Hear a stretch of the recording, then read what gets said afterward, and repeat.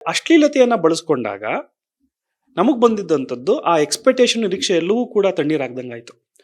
So ಜವಾಬ್ದಾರಿ ಸ್ಥಾನದಲ್ಲಿ ಈ ಸಮಾಜದಲ್ಲಿ ನಾವು ಒಬ್ಬ ನಾಗರಿಕನಾಗಿರೋದ್ರಿಂದ, ಕೆಲವು ಕಾನೂನುಗಳು ಗೊತ್ತಿರೋದ್ರಿಂದ, ಇದು ವೈಲೇಷನ್ ಆಫ್ ಲಾ ಅನ್ನೋದು ನನಗೆ ಖಂಡಿತವಾಗ್ಲೂ ಗೊತ್ತಾಗ್ತಾ ಇದೆ.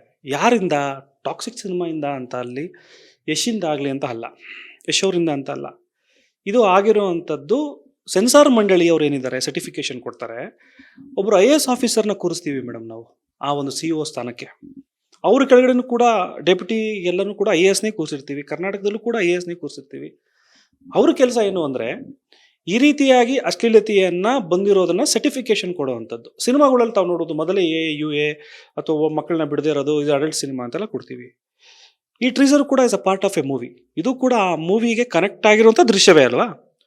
ಹಾಗಾದ್ರೆ ಇದನ್ನ ನಿಮ್ಗೆ ಏನು ಒಂದು ಸೆನ್ಸಾರ್ ಮಂಡಳಿಯವರು ನೀವು ರಿಲೀಸ್ ಮಾಡ್ಬೇಕಂದಾಗ ಟ್ರೀಸರ್ನ ಕರೆದು ನೋಡಿ ಅದಕ್ಕೆ ವಿಚಾರವನ್ನ ಮಾಡಿ ನಾವು ನಿಮ್ಗೆ ಸರ್ಟಿಫಿಕೇಟ್ ಕೊಟ್ಟಿದ್ರು ಕೂಡ ಅದನ್ನ ನೀವು ಯಾವ ರೀತಿ ಕಾಷನ್ ಆಗಿ ಅದನ್ನ ಬಿಡುಗಡೆ ಮಾಡಬೇಕು ಅಂತ ಕೊಟ್ಟಿದ್ರೆ, ನಮ್ಮ ನಿರೀಕ್ಷೆ ಇದ್ರೂ ಕೂಡ ಅದೇ ನಿರೀಕ್ಷೆ ಇರ್ತಿತ್ತು.